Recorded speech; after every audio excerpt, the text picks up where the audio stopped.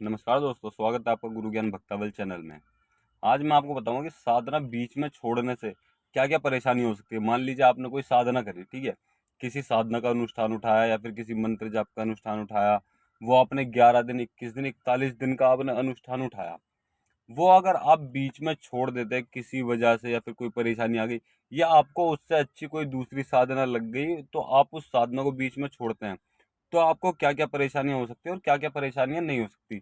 मैं इन चीज़ों को आपको आज बताऊंगा। ये बहुत ही जरूरी जानकारी है, आपको ये जरूर अवश्य जाननी चाहिए कि और मैं आपको बताऊंगा कि कौन कौन सी साधना में बीच में छोड़ने से आपको परेशानियां होती हैं। ठीक है, तो मैं आपको बता दूं। सबसे पहले तो जैसे मान लीजिए आपने कहीं से कोई मंत्र लिया, ठीक है, वहां से विधि विधान लिया, कोई व्यक्ति या फिर आपने मान लीजिए यूट्यूब से ले लिया, कोई किताब से ले लिया या फिर किसी भी अन्य व्यक्ति से ले लिया, या आपको कहीं से भी वो मंत्र मिल गया, उसका थोड़ा बहुत विधि विधान आपको पता चल गया, तो आपने वो मंत्र जाप करना शुरू कर दिया उसी विधि विधान से।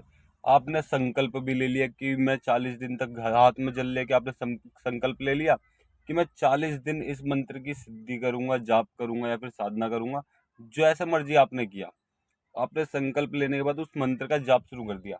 आप क्या करते हो फिर? महीना 10 दिन हो गए, हफ्ता हो गया, 15 दिन हो गए, 20 दिन हो गए, आपको कोई अनुभव नहीं हुए उस मंत्र के जाप से या उस साधना से, आपको कोई अनुभव नहीं हुए।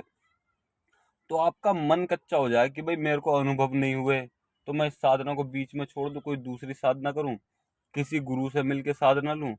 तो ऐसा मैं बताता हूँ आपको, अगर आप बीच में कोई भी साधना छोड़ते हो, अगर वो साधना, देखिए आपने संकल्प लिया है, ठीक है, तो उस साधना को, मेरा मानना यह है कि अगर आपने संकल्प लिया है 40 दिन का, तो आप उसको 40 दिन पूरा करिए। ठीक है, उसको 40 दिन पूरा करिए, चाहे आपको अनुभव हो या ना हो।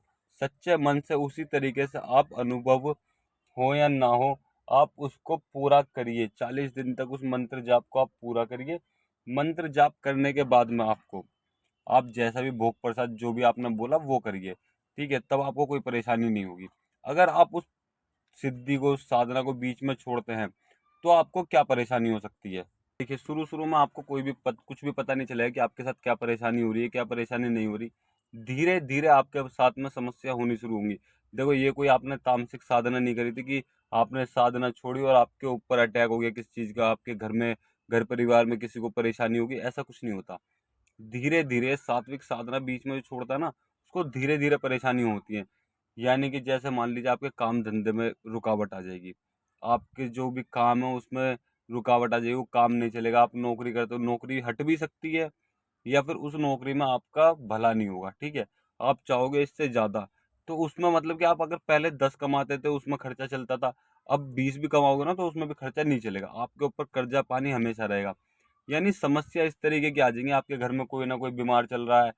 धीरे धीरे परेशानियां बढ़ती रहेंगी जब तक आप उस चीज का किसी योग्य गुरु से मिलके उसका समाधान नहीं लेते। ठीक है, तो इस चीज के लिए आपको अपनी साधना पूरी पूरी करिए, कोई भी परेशानी नहीं होती। 40 दिन की बोलिए, 40 दिन की साधना कीजिए। कई बार ऐसा भी होता है, मान लीजिए किसी व्यक्ति को कोई साधना कर रहा है, कोई साधना करते करते उन्होंने बीच में किसी वजह से उनकी तबीयत खराब हो गई या उनके घर में कोई परेशानी हो गई, कोई भी चीज, किसी भी समस्या से उन्होंने उस साधना को बीच में छोड़ दिया, तो आगे क्या परेशानी होती है। तो इस वजह से भी आपको परेशानियां हो सकती हैं उस समय पे।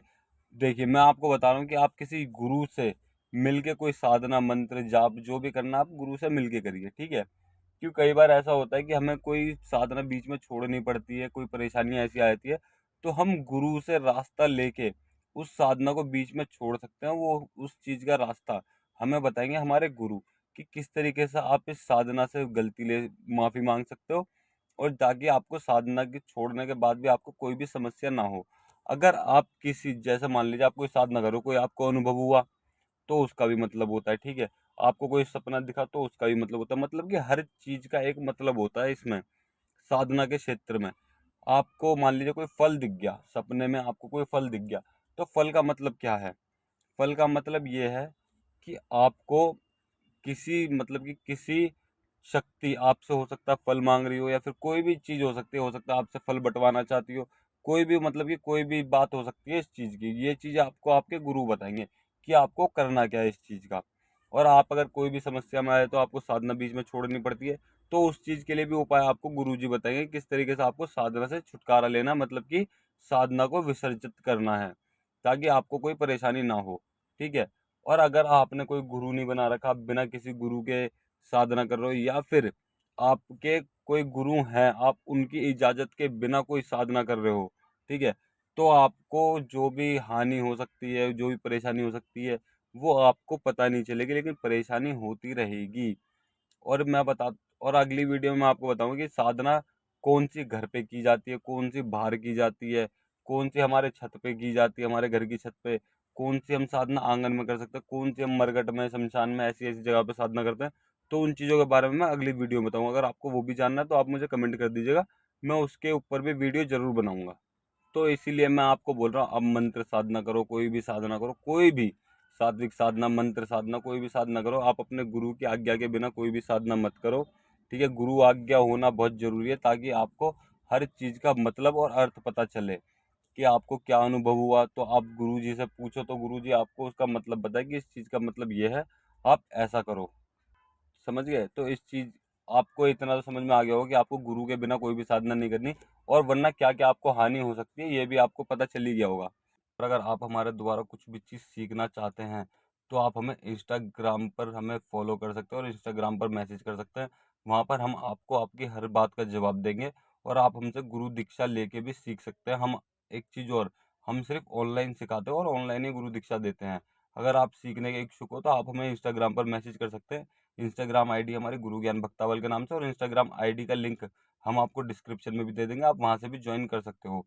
और आपको हमारे द्वारा दी गई जानकारी अच्छी लगी हो तो वीडियो को लाइक करें, चैनल को सब्सक्राइब करें और बेल आइकन दबाएं, ताकि हमारे द्वारा दी गई जानकारी आप तक समय पर पहुंच सके।